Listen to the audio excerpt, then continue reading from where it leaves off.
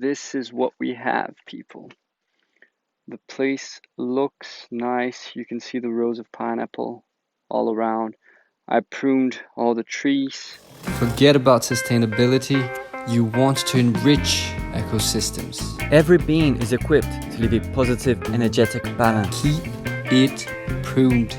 We are cultivating abundance. Not a problem to cut down trees. The problem is not planting them.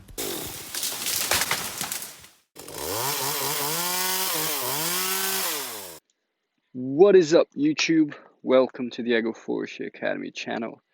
Today I want to talk to you about 3 mistakes people make in agroforestry systems. I know my eyes are a bit shaded, but that's because the sun is pretty strong and I need to protect them with my cap. So, 3 mistakes people make in agroforestry, and I've got a system here that I made that has some of those mistakes. We're not always perfect, sometimes we fail. And I want to share them with you because they're pretty important and they're all things that I consider to be not necessarily long-term investment, but an investment. Something that if you do, it's something that you're going to want not to do because they don't seem necessary at first. But if you do, you will harvest the benefits in not such a long time. So first mistake, not managing the nearby vegetation. Whenever you're working in a plot, and here I have this plot behind me, which was planted in an agroforestry course we had here in Lençóis, in the farm Reservado Cajuzeira, where I work.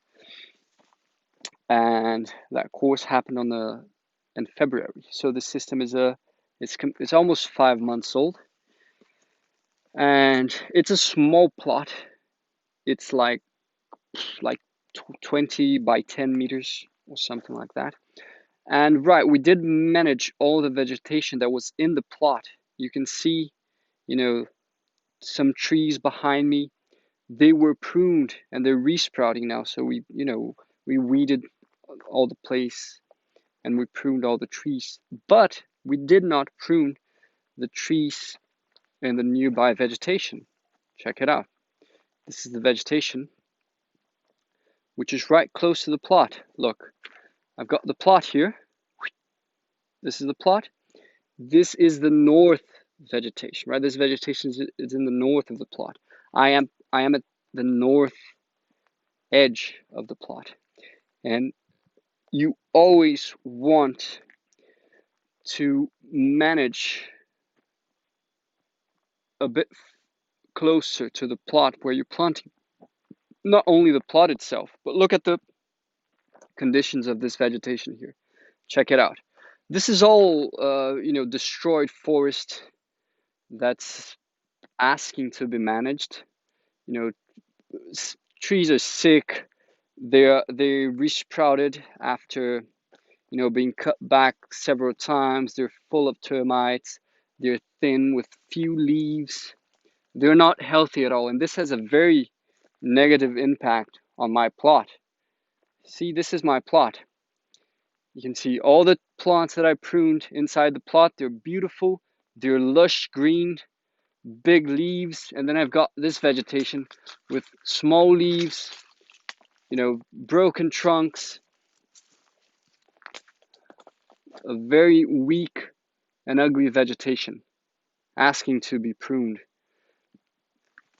So this is even worse because this is the north edge of the plot. And, being the southern hemisphere of the globe, I have more sun coming from the north. And right now it's winter here, so the sun is exactly coming from the north. My shade is on the north of me. The shade is on the south because the sun is coming from the north. So all this vegetation behind me has a worse negative influence than if it would have been on the south. If this vegetation that I didn't manage was on the south of my plot, I would feel better about myself. But since it's in the north, it was a fatal mistake. right? So you always want to manage the vegetation, and there are benefits for doing that besides, a positive influence on your plot, because you're going to have trees around you. They're going to be resprouting, and they're going to be lush green. They're going to be pumping into the soil all that growing information, all that vigor information to your plants. And as it is now, they're actually just casting an old shade into my plot, and that's not good. And besides that, you can use this edge. I can use this edge of my plot as a producer of organic matter. I've got a bunch of trees here that are prune friendly, and they will gladly resprout after pruning. And I'm going to be feeding my plot with all this material. So it's a win-win-win-win-win situation. There's no reason for not doing it. The reason why I didn't do it, it was actually a couple of things. First, it was lack of instruction to the people who are here. I wasn't clear. I didn't delegate this job to them, and I wasn't around at the time. And that's one thing. Second thing, just bad planning. Finish one plot and you want to rush into the next one, so you leave these things for later. And the next thing that I'm going to talk about, the next mistake, is also one thing that we always leave for later. We leave to do that at the last moment, and then we always have a bunch of other things that are urgent, so we never get back and do what we should do. So actually, these are things that we should do them first. So for example, in this plot, what I'm going to try to plan myself better in the future plots that I open. Usually what happens is this: we take down the vegetation that is on spot, except for some trees that we choose to leave, and then instead of taking them down, we're just going to prune them. But anyway, we manage the vegetation of the plot where we're going to plant. That's the first thing we do. Because I'm always in a hurry, I'm going to do only the vegetation exactly of the size of the plot. So, if I'm doing a 10 by 20 square, a 10 by 20 meters plot, I'm only going to manage the vegetation of 10 by 20 meters. But actually, I should manage the vegetation of maybe 15 by 25 meters. I already managed that vegetation beforehand, knowing that my plot will only be 20 by 10, because in that way, I don't run the risk of, after finishing the planting of the plot, I think to myself, all right, now I don't have time to manage the nearby vegetation because I need to go to the other plot. This is a preventive medicine. Next thing, which is tightly related to that, not putting enough organic matter on the edges. So check it out. I've got the edge of my system here. And actually, I did try to do this a bit. You can see that there are a bunch of logs around. But what happens is there's not enough organic matter. The edges are unprotected. Look at this. This is the very last pineapple in the system, and I've got a bare soil. Check it out. I've got weed all over the edge and not enough organic material. Now let's compare this with another plot where I have already fixed the problem, which is this. Check it out. Look at the amount of organic matter on the edge. Check it out. Look. Right? This is a lot of organic matter. I've got 20 centimeters of organic matter all around the edge. This is gonna give me protection against weeds. It's gonna give me protection against a loss of water. It's basically going to prevent a bunch of bad things that could happen to my plot. You need to take care of the edges. That's where weeds come from. So I've got weeds sprouting here outside of the edge. They're trying to go in. They will try to go in. Check it out. They're trying, and they're gonna try to go into my plot. I don't want them to. So this thick organic matter layer protects me, and it also prevents water from leaving the system, or any resource from leaving the system. So you always want to be careful with your edges, and we're usually not. We're usually taking care of specific plants inside the plot, and we forget about the edges. Make a point of giving the edge, all of the edges of your system, a nice layer of organic matter. Okay? So point number 3, mistake number 3. Do I remember it? I think I forgot it. Mistake number 3, not weeding. Not weeding before managing your system. Any sort of management that involves putting organic matter on the soil. I talked about this in a previous video. You never want to put organic matter on the soil before weeding the plot. So this plot, again, there's something to be done here, because this is popcorn. I need to harvest the popcorn. I need to harvest the sorghum, which is up there. I don't know if you've ever seen a sorghum bunch before. This is what it looks like. It's beautiful. I love it. Check it out. This is an all right pack of sorghum. I've seen better, but it's all right. It's not bad. They're somewhat small, but that's all right. So I need to harvest all this, and obviously I'm taking down the corn and putting the stalks in the soil, and the sorghum, the same thing. They're going to be pruned. The pigeon pea will be pruned. I'm going to take the opportunity for pruning a bunch of people. All the castor beans, some of them are going to be pruned. Some of them, they're just going to be eliminated altogether. And there's going to be a bunch of organic matter going to the soil. There are some trees back there which have been pruned 5 months ago. They will be pruned again already. They already need another pruning. But there's a bunch of weed. There are lots of weeds. Check it out. You've got some grasses. You've got some legumes. You've got some vines. Lots of weeds all around. Now, I don't want these weeds here. They come in for a reason. They're covering bare soil. They're doing a job, but many of them are unmanageable. And you want some weeds in your system, but there are certain qualities of the weeds that you want, and we very often choose some weeds to put in our system. So for example, for me, the pigeon pea is a weed. The castor beans is a weed. I'm using them as a weed, and they have a purpose in the system. But this asks for another video, to talk about the qualities of a weed. What is a quality weed, and what is a weed that you want to eliminate from your system?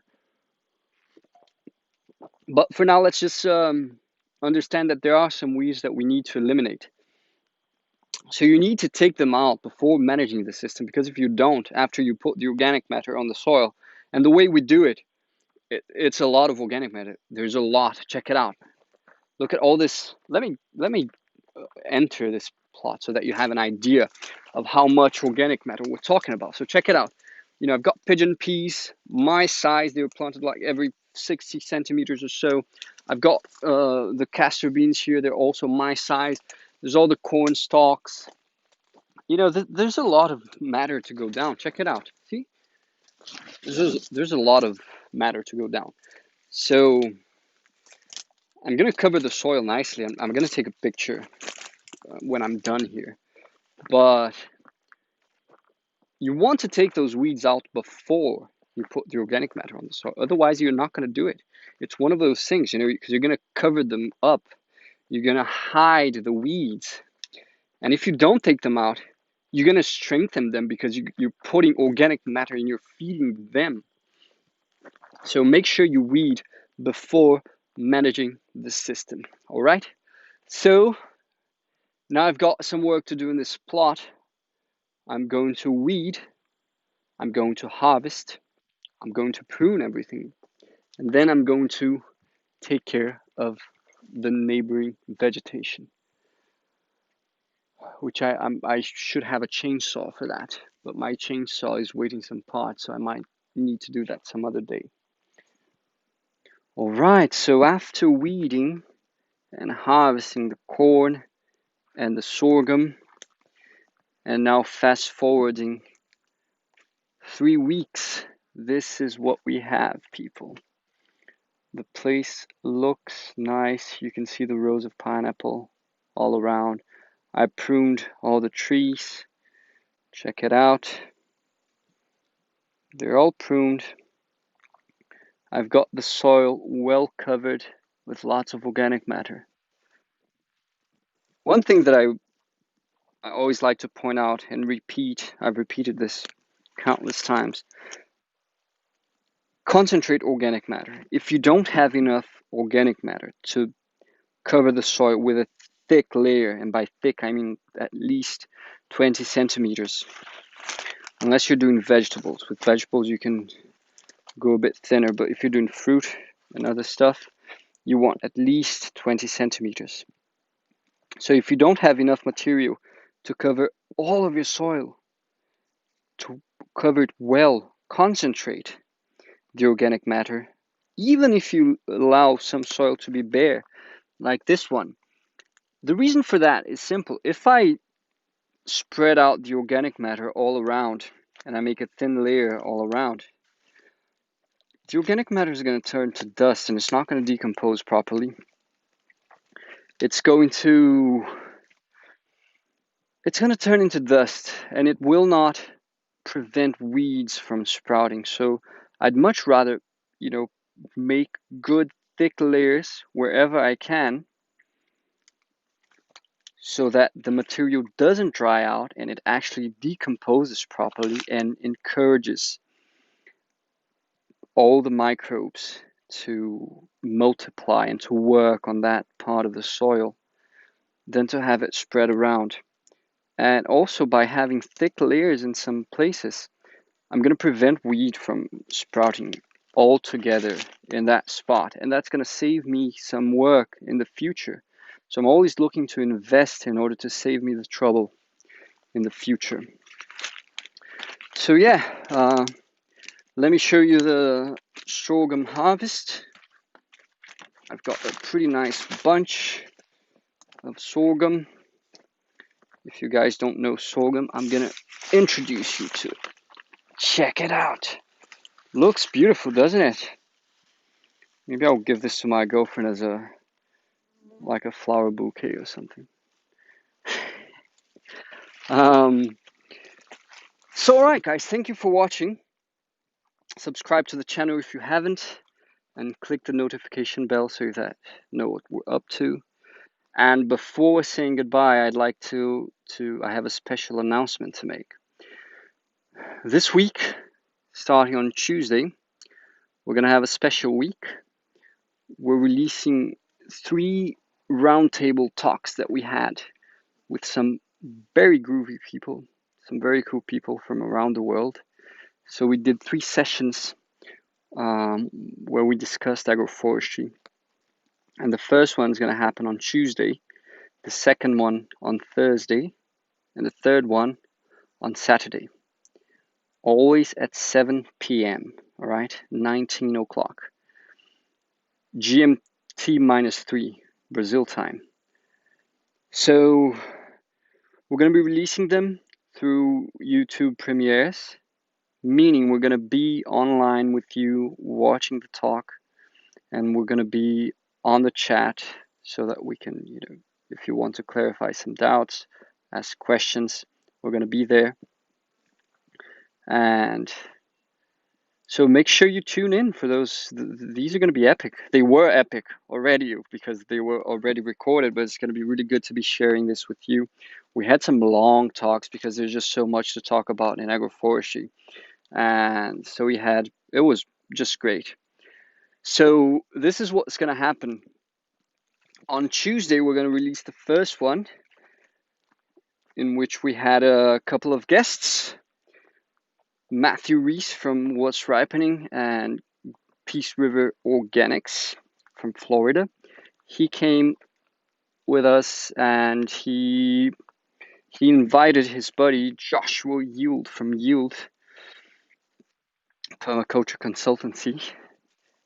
We had a very good chat with them, and so this is going to be on Tuesday. So make sure you tune in for that.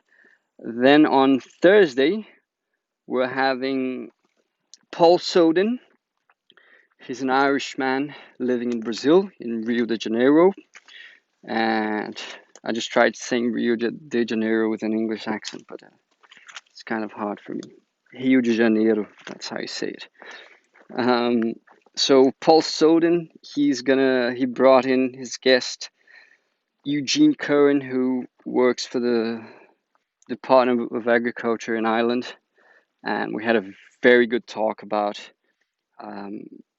how to sell the idea of agroforestry to farmers, the challenges of making the benefits of agroforestry clear to everyone, and how people can actually profit from this, and it's going to be better for them to work with agroforestry.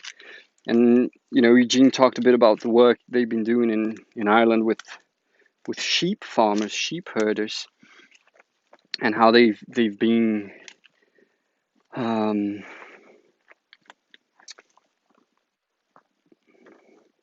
forgot the word how they've been starting to plant trees in the farms, and it was a brilliant talk.